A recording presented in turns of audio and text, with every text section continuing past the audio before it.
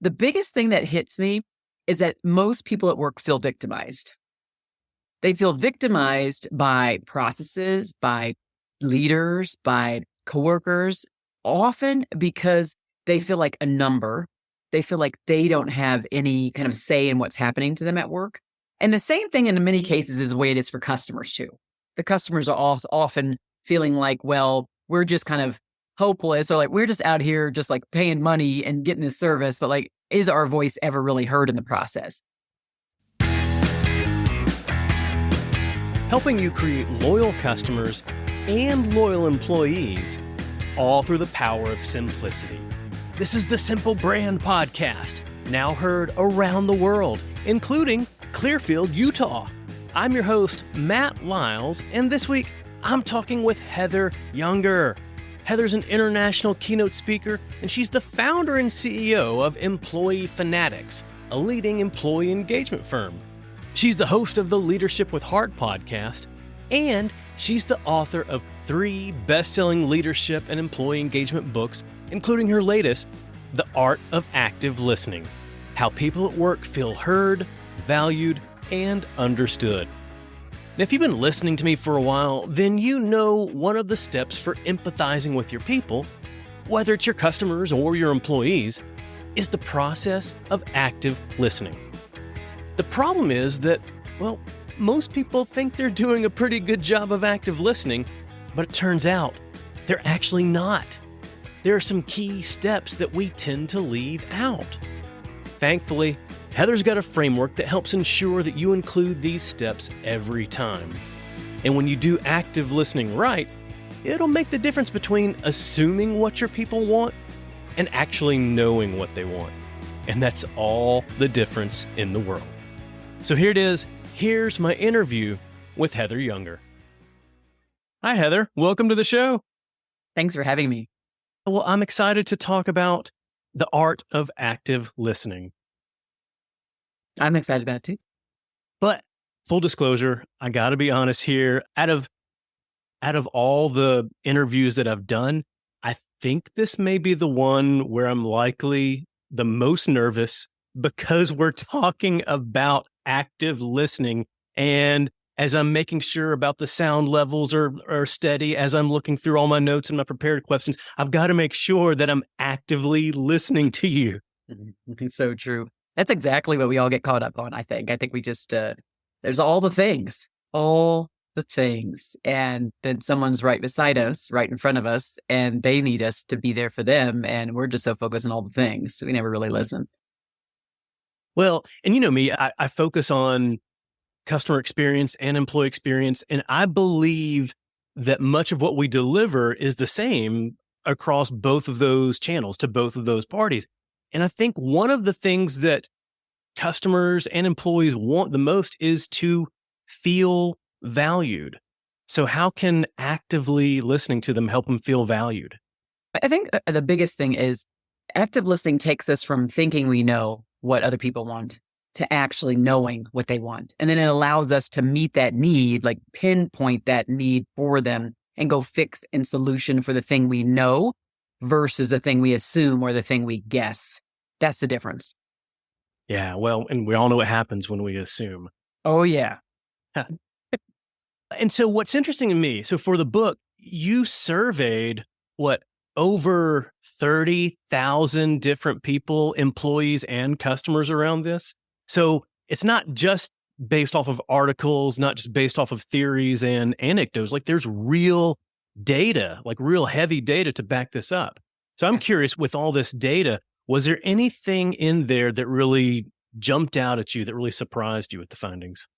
I think the key, the surveying has kind of been a part of my career because what I do at my consulting firm, it's called Employee Fanatics, is help organizations listen more effectively. So all of the surveys, the listening sessions, the culture teams, the ERGs, all the things and the ways that we listen, and we're primarily internal, although I started like the majority of my career, like 60% of my career is in customer experience.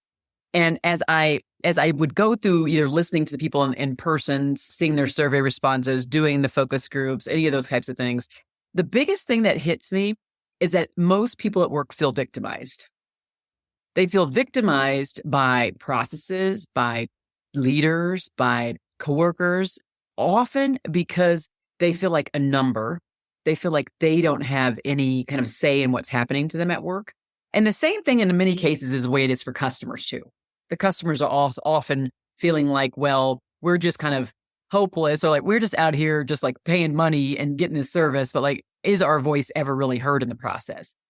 So I think that's the biggest kind of thing that I can tell you and the people who are listening is that there's a way for us to stop victimizing people at work. And I do think that the crux of it is how well do people feel like their voices are heard, like they're part of something bigger than themselves, like they have buy-in or they can get buy-in, people buy into their concepts, that they're respected for who they are based upon what their opinions are and what they and how they show up. And so those are kind of like the biggest kind of themes. And I agree and I think it actually applies for customers too. And because customers want to be heard just as much. They don't want to just they want products that reflect their voice. They want products that reflect and services that reflect their values and the things that they want and the things that they need inside their workplaces. So yeah, all of this is interesting, right? It's a mashup. So what do you think is driving that? What's causing the barrier to be able to listen to people, whether it's our employees or our customers? I think it's part of what you talked about earlier, which is like we have all the things. There's just all the things, all the distractions. We haven't, we don't really calm ourselves much, center ourselves much to say, what's happening right in front of me? I call this recognizing the unsaid. There's a lot of stuff that's just happening in our environment, and we're not pausing enough, pausing to reflect, recognizing it, stopping to take it in, to see the seriousness of something in front of us because we're just so rushed. That's probably our biggest barrier. Oh, wow.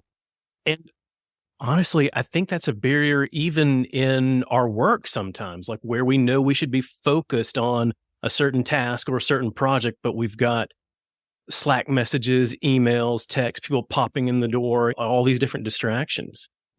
Absolutely. Yeah, that's happening all around us. And I think that right now, when we think of social media and Slacking and texting and just all the things and the beeping and the buzzing and right, I think those are, well, technology obviously helps us. It's really hurt us from a relational standpoint.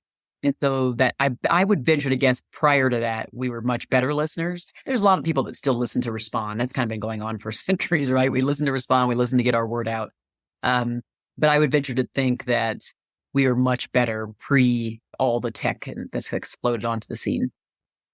Yeah. And it seems like there's just more and more tech and more distractions to keep us from doing that. What you said earlier reminded me of a small exercise that one of my friends, an author, Christy Wright, she lives here in Nashville. She says to remind yourself and to ask yourself the question, what's right in front of me right now?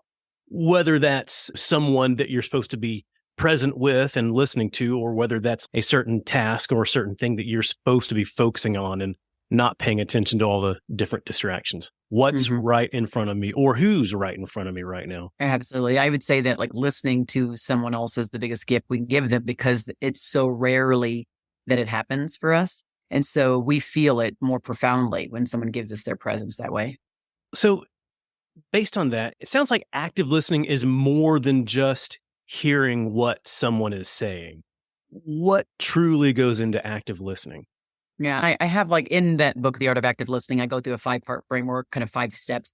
I do that as a way, it's a way for us to, I want to simplify the otherwise maybe complex. I want people to be thinking through, make it easy for them to gauge where their holes might be. So I talked earlier about recognizing the unsaid, which is like the nonverbal cues, the things in our environment, the kind of things we feel that are around us that's there, but we don't always, we either notice it or we decide to know, we notice it, but we don't do anything about it. And then there's seeking to understand. And in seeking, it's really about leaning in. We think of, I'm going to shake my head. I'm going to repeat what they say. I'm going to reflect what I hear. And that's part of the seeking. But what I found, and it's a big frustrating point for most people, is that we are parroting back what people say. We aren't recognizing how they're feeling about what they're saying. And we need to encapsulate their emotional response to what's happening to them and what then they want us to do about it. And so we do some of that in that next step. It's called decoding. And when we decode, we actually pause to reflect on what we've heard. We pause to reflect on what we've seen, and we decide what we're going to do next. We might go do research. We might talk to other team members. but we do pause to take the time. We don't jump to action after we hear something from someone, a request, unless it's like a life or death or an emergency type of situation. And then we go on to act. And that action is the fourth step. And that really is when it dots the I's for people. It says to people, oh my gosh, they really are listening, because they see the proof of that listening. They see the proof of us leaning in when they see the action on the other end. A lot of us don't really think of the importance of taking action. We just say, oh, we just listened. And sometimes just leaning in is all the person wants. Just listening, seeking, and paraphrasing and being there in the moment is all the action that the other person needs. But we need to qualify that. We need to ask them if there's something else they need from us. And then I'd say, aside from that, the last step is closing the loop. And closing the loop is getting back to them to let them know what we plan on doing about what we heard. It's telling them, oh, this is what we heard. This is what I heard. And this is what you needed. And this is what I'm doing. Or this is what I can't do. Or maybe we can do this. This is a compromise. I do this a lot because it's requests. It's like, I have an example. This is just something that just happened. I have somebody who I was they were looking at trying to bring me into their organization. They had multiple different introductions they made for me. None of them really panned out except for one. One person referred me to another organization outside this organization, and now I'm going to be their keynote speaker in the fall. I went back to the person who was originally trying to do all of this flurry of work on my behalf to let her know that nothing internally happened. But by the way, I did get this thing, and I want to thank you so much for that. For her perspective, that's the closing the loop I needed to do, because she listened to me. I listened to her, vice versa. I saw what she was doing, her efforts. And so I got it all took place. All the things were happening behind the scenes. She had no clue, but I wanted her to know that her efforts meant something. So I came back to her to close the loop, to let her know, by the way, this thing took place. So it could be a request. It could be some action someone took on your behalf, something that came from something else. Whatever it is, it's feedback. It's hearing the person in the need. And at the end, is there something that you did or they did or whatever that needs to be followed up on, so that they stamp in their minds that the voice that they used and the actions that they took even resulted in something, and you need to tell them what that is, and that it resulted from their voice. It is a psychological connection. It's a brain connection that you need to make, because it shows them and it gives them back that power. So that victim stuff starts to dissipate when we do that. And I think when that happens, I think when you go all the way through taking the action to close the loop, a lot of times I think it helps people to feel more comfortable in sharing their voice, sharing their opinion, engaging in conversation with you, because they know that something's going to be done, that they know that it's not just going to fall on deaf ears, so to speak. So true. Doesn't that motivate you? I was thinking about it often on the customer and employee side as we think of customer surveys or employee surveys. And most people hate doing those. And why do they hate doing those? Well, they hate doing those because nothing ever happens. Yeah. That's really the main thing. Nothing happens. And even if it does happen, they're not even sure it's based upon them. They don't even know if it was related to what they said. So if they see something change, they're like, oh, that could have been because of my feedback. Might have been. Potentially. But if I close the loop, yeah, and I tell you the action that just took place, or that's going to be happening over a certain period of time, is based upon what it is you asked us to do, what it is you said that there was an issue or problem, or things that you would like to see changed. Boy, what kind of power does that give someone to see that and to really know that? Oh, yeah. Well, talking about employee surveys, one of my friends helps companies with employee surveys, and she says that one of the questions that she always likes to include is, I forgot the exact words, but something along the lines of, I have faith that my company will actually take this feedback and do something with it. I love that. That's great. And it's really telling. Oh, I'm sure the number is super low. Yeah, which is why people don't like to do the things, and they don't like to do roundtables and all those things a lot of times, because they're like, what are you going to do? Are you going to do anything? Yeah, it's just an exercise in just complaining, and maybe people feel even worse about it when they know no action's going to be done and no one's really even listening to them. Exactly. So out of these 5 steps in your cycle, are there any steps that you think are missed more than the others? I would say the decoding. So that would be the third step, and closing the loop.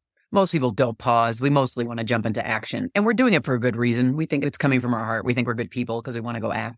But acting too quickly really doesn't give the other person as much power as we could be giving them if we pause to let them know, pause to think about what we're going to do, be reflective and inclusive in our decision making, and then come back to them and let them know what we're going to do.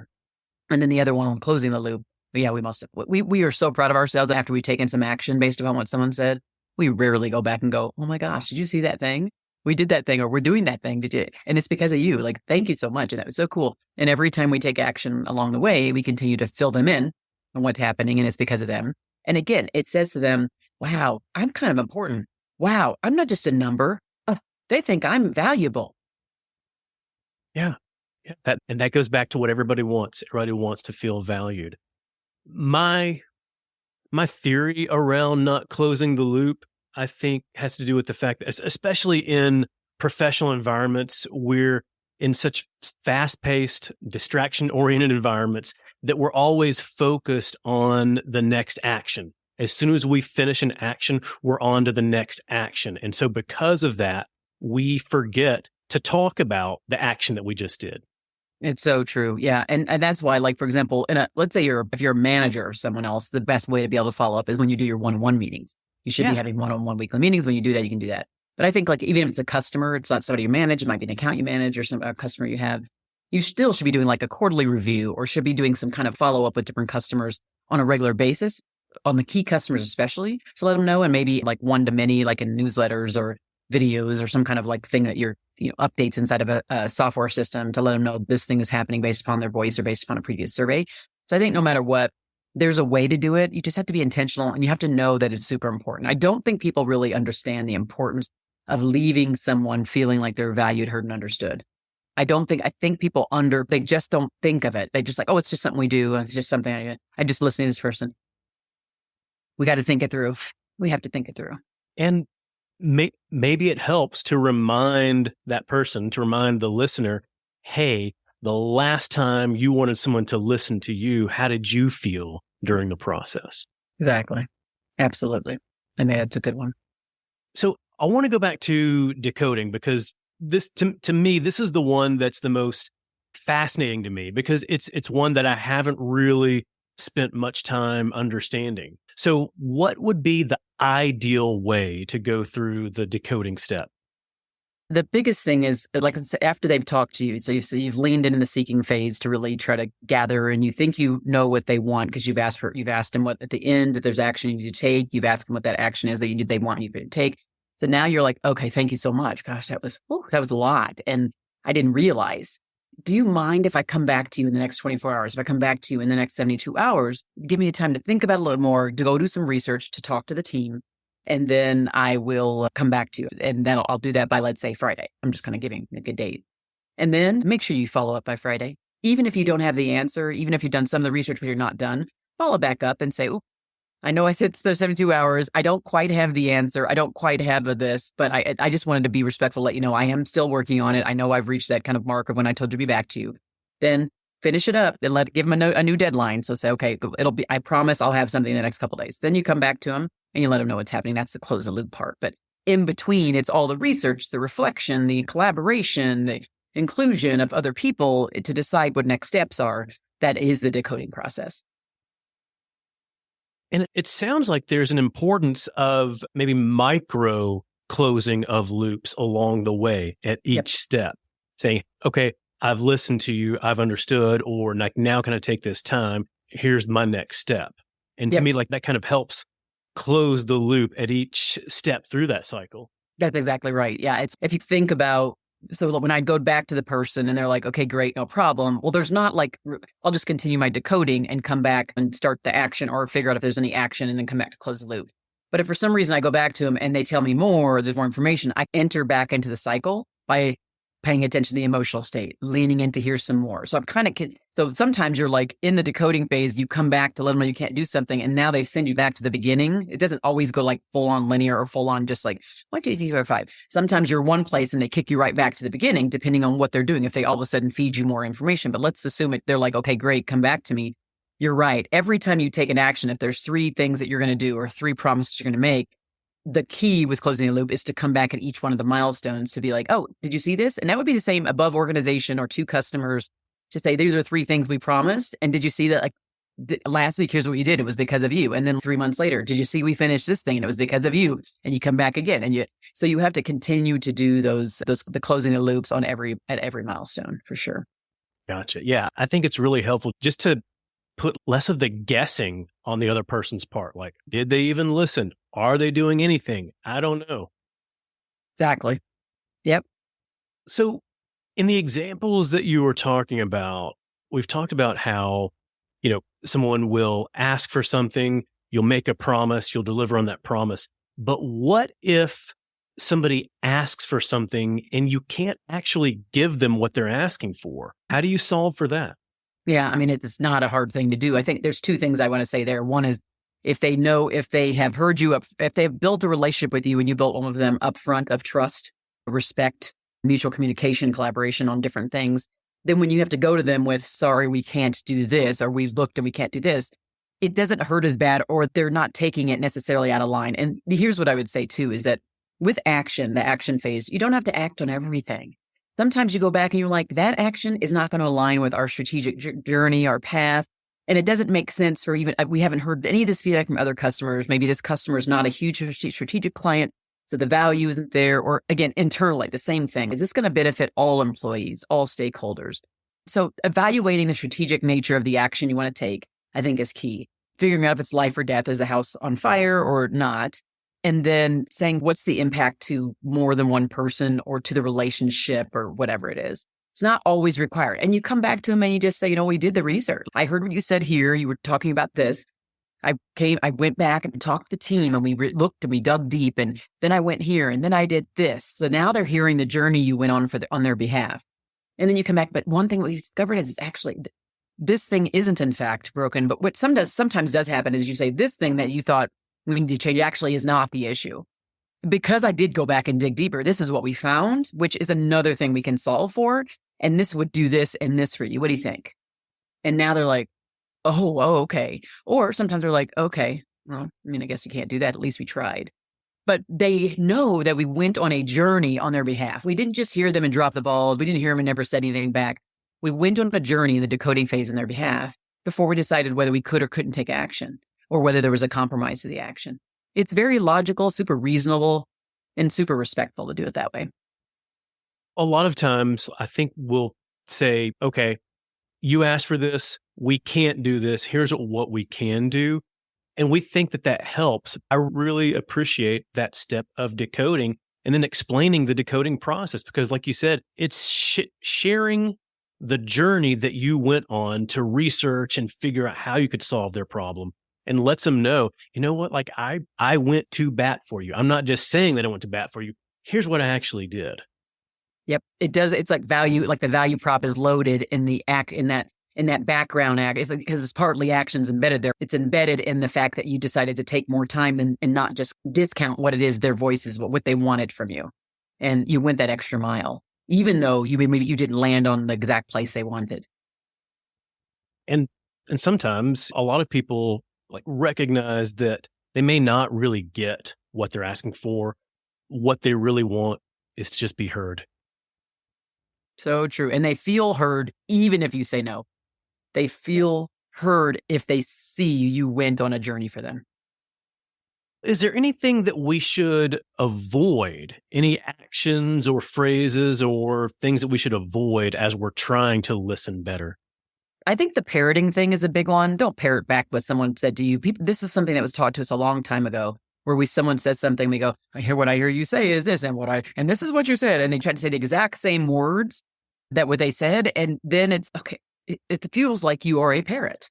And instead, if you want to be like human to human relationships, paraphrase what you heard with the context of what you didn't hear, but what you saw.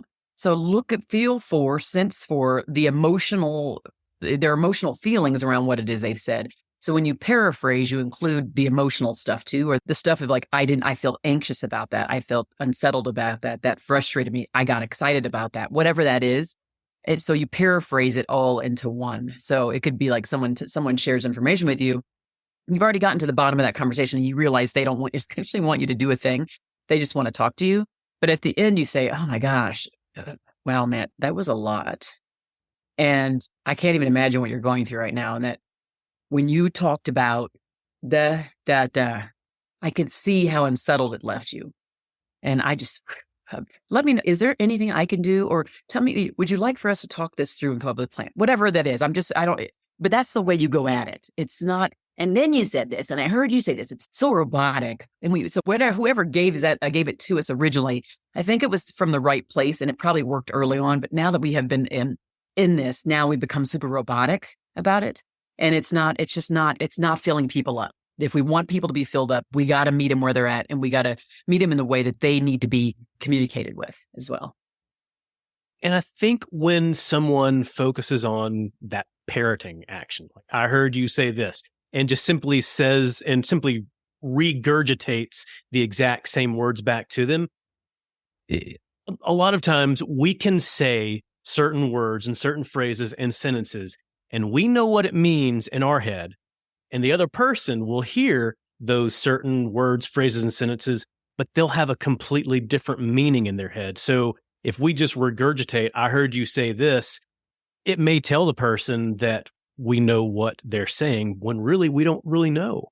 Yeah, I think that's why you have to I'm challenging people who don't think of themselves as empathetic people. I know I'm I'm stretching people by this. But I'm challenging them to do this because I think we want the end result, that we want people to when we interact with them. We'd like for people to perceive us as good listeners. Many of us want that. Many of us think that we are, and many of us want to be that kind of person. And so I'm just challenging people who think who would say, oh, I'm not very empathetic. How would I do that? But the issue is clear away the fray, silence the things, focus on the person in front of you, whether it's on the Zoom screen, the Teams screen, in person, at a coffee shop, whatever it is. And to know that the person in front of you, if you make them feel like the most important thing in front of you at the moment, they will give you all the other things you want. They just will. Yeah. There's always all the things, so many things. But when I am with somebody or when I'm getting ready to meet with somebody, I try and just give myself a quick reminder. My goal is to make this person feel better after having left this interaction. And so if I can remind myself as that goal, then hopefully that does help me to be present with them and be a better listener to them. Yeah, someone once told me, as you're saying that, and I'm thinking of that situation, someone had said, Heather, you have presence. And I don't mean in the executive presence space. I mean, you just have the ability to be present. And for me, it is probably one of my number one North Star goals. So I'm running around at Mach speed. I have 4 children, the business. I'm a podcaster. I'm a speaker. I'm nuts. But when I sit down to this, I'm really trying. And I think that's the key. It's the intentionality. I'm trying really hard to seek. I'm trying really hard for you to feel my presence when I'm with you, irrespective of the fact that it is crazy, the world that's around me, right? And so, but I'm trying hard. And I think that's the key. If we just lean into the intentionality of all of this, who do we want to be? And as you said, Matt, how do you want people to feel? Do you want them to feel heard by you? Is that a goal of yours? If it isn't, maybe evaluate, do you want that? Do you have it in you to be present? Do you have it in you to just minimize the distractions? It is hard. It is. But you can always figure, okay, what can I do to be a little more present? Exactly. It's not about perfection. Good. Thanks for that, Matt. That's so true. Yeah. It's not about perfection. It's just a journey. That's what we're all on together. That's it. Okay. So a lot of what we've been talking about active listening from the individual level and how to become better at active listening as an individual. But what if you want to create a culture of active listening across your team? How do you help your employees become better listeners? Yeah, I mean, it's interesting because right now we're in the process at Employee Fanatics rolling out all these things. We have the book that just came out, The Art of Active Listening, and then we've got the workshop that's coming out. That's going to be like a half-day workshop that has teams really interacting one-on-one to have exercises. This is really super interactive exercises where they test themselves on their current listening and learn a couple new skills. And then we're going to be doing a certification program at the end of the year too for those who really want to bring it to the workplace and become really active listening champions as part of the movement. So we, believe me, are hyper focused on tooling up teams to learn how to do all of these things. And I would say that the biggest thing is you can't control other people. You have to first figure out how you can become better at the thing you want. So if you're seeking, as far as change, if you're seeking better active listeners, you got to work on you first. You got to work on your senior team first. You got to work on your direct report, the folks that are team leads and supervisors. You got to work on everybody. They have to work on themselves. And then you're able to cascade down, showing the new skill set to other people and then bringing them along on some of these interactive journeys of learning how to do it better. But I always tell people, like, we got more control and influence over us and like the circle that we stand in than we do of anything else. I would say lean into that because we don't do that nearly enough. We're not nearly as self-aware. We're not nearly as aware of like how our impact to people outside of us, and how people perceive us and how they feel after they interact with us. And so take a lot more time to get clear on that. And then if you start hearing people chirp back to you that, boy, you're a great listener, you do this, you do that, and you hear it, now it's time to go, okay, how do I start really bringing this to the team? Because now I've polished up my own listening style. That's what I would say. Gotcha. So clean your house first. It's so true. Yeah. So true. And I think that speaks to something that's really important when it comes to any kind of change management. If you're trying to build a new culture or instill something into your culture, whether it's you as the leader, your leadership team, and then the champions, like you mentioned, it's important to have those champions as well. They have to model the behavior. Oh, absolutely. Yeah. Yeah. You have to model it. I think that's the key is that if we're talking about management, because I don't know if everybody who listens to this is like manager, it doesn't really matter. In the case that when I talk about leadership, leadership in my mind is everyone and it's in the moment. And so that would be anybody who's a team member at work, and I'm talking about work, but obviously all this stuff applies at home. I totally get it. But I am a workplace expert. I talk about workplace mostly. And that's because I always say this. Here's a little side note for everybody listening. I am not perfect at this. It happens to be a strength of mine, but I am not perfect at this. And at home, I'm even worse at it. And I'm a work in progress, even more at home than I am at work. And so I'm always just like, like hypocrite. Like, and I know it. I'm hyper like stamping my brain every day and examining how well I did something or how distracted I was with my kids and stuff. So this does apply across the board. But I would say it is a journey. It is worth it. It is a huge gift. I bet you, for anybody who's listening, if you think back on a time when somebody in your life listened to you in a way, they were so present for you and they gave you, let's say, great piece of advice, or they went and did something on your behalf, and you're like, dang, like that. You will never forget that person. And on the other end, you'll never forget the other person who was a jerk, who totally minimized you, who never gave you the attention, who was always looking at something else and doing something else when you're present.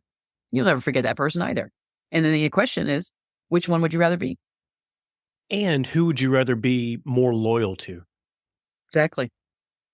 I had a coworker in my corporate career, and he had a tale of two managers that they had weekly one-on-ones, like you suggest. There was one manager where sometimes the one-on-ones happened, sometimes they didn't. But when they did happen, it's like he was always looking at his phone, answering emails, saying, oh, hang on, I got to answer this. Hang on, I got to respond to this. Let me do this. And it just frustrated my friend so much because like we could never talk about anything. And he felt like he wasn't listened to. Within about a year, he was reporting to a new manager. And he said that one thing he loved so much at the start of the one-on-one meeting, this new manager would take her phone out and put it on the table and just put it face down. And as like a signal saying, you know what? I'm going to be present with you. This is your time. I'm not paying attention to anything else. And it's so interesting because I'm not great at that all the time. But if I have a meeting every once a week with I have one employee and then a few other contractors that like work as a part of my team consistently. And so with her, when I'm meeting with her weekly and we're going over all the things that are going on, that time with just she and I'm not looking at anything else. Now, when we're in the whole team meeting where we're all going through the projects and stuff, sometimes I'm like, oh, shoot, you just reminded me. And as I'm on them with them, because they know how I can get scatterbrained. I mean, I just have someone, I'll be like, oops, shoot, let me make sure that thing you just told me to do, I'm going to do it right now so I don't forget. Or so you don't have to put it on Trello to remind me to do it. I'm just going to do it right now. So I'll do that with them. But when I'm with her, I try to give her undivided attention. And these are just examples of it's a level of intentionality. It is a level of intentionality. If you are intentional and you don't, as you said, clean your own closet and you don't take care of you first, right? If you don't do it, it's just not going to land. It is not. And you have to do it from a place of sincerity. You just do. Yeah, absolutely. And even still, depending on, when you approach it with intentionality, there can be times where you're literally going through those 5 cycles right in front of the person. You know what? Yes. I am listening to you and I'm taking action and I'm closing this loop right now. Yes, especially if it's a real like top of priority thing where it's like the house is burning, like it's that kind of thing, right? If it's that thing, it's going to move even faster. The cycle doesn't go; it's not going to go as slowly if it's in that kind of situation. I would say slow the process down if it's not a life or death or it's not something super urgent, because that decoding phase it really helps to actually be able to go do the research, particularly when we're looking at like employees, but also like key clients, those clients that are worth a lot to the company. Like it's huge because they see that it's like concierge service. It feels that way as you go through the explanation of what you did for them. Everybody likes concierge service. Mm-hmm. Everybody likes to feel well taken care of. Exactly. Well, yep. Heather, I have learned a lot from you. I've learned a lot from our conversation today, but where can people go to learn more? I'd say there's two places. One would be employeefanatics.com, employeefanatics.com. I'm assuming you'll put the link. And then the other place is just go to LinkedIn. If you go to LinkedIn and look up Heather Younger, you'll find all the things. So I think that'll be great. You can follow stuff there and get good content as well there. Oh, yeah. It's been insightful seeing you share the lessons and going into the lessons a bit more in detail on LinkedIn and your social media. So people can certainly learn a lot more just by following your content. Oh, that's awesome. Thanks. And thanks for following me too. I appreciate that, Matt. Heather, thank you so much. I'm so grateful for your time today. And thanks for having me. It's been a great treat for me too. I hope you enjoyed my discussion with Heather Younger. You can learn more from her at employeefanatics.com. Whether it's keynotes, workshops, or consulting, you'll find lots of ways for Heather and her team to help you level up your employee engagement. And if you want to go even deeper into the lessons we discussed today, then be sure and check out Heather's book, The Art of Active Listening. And if you're enjoying the Simple Brand podcast, go ahead and hit the subscribe button, because that's going to make it so much simpler for you to get future episodes like the next one featuring Scott McKain. Scott's a globally recognized authority on how organizations and professionals create distinction to attract and retain their customers. And Scott's the author of 8 best-selling customer experience books, including his latest, The Ultimate Customer Experience. 5 steps everyone must know to excite your customers, engage your colleagues, and enjoy your work. It comes out next week. So go ahead and subscribe. You'll automatically get Scott's episode as soon as it's live. Until then, keep it simple.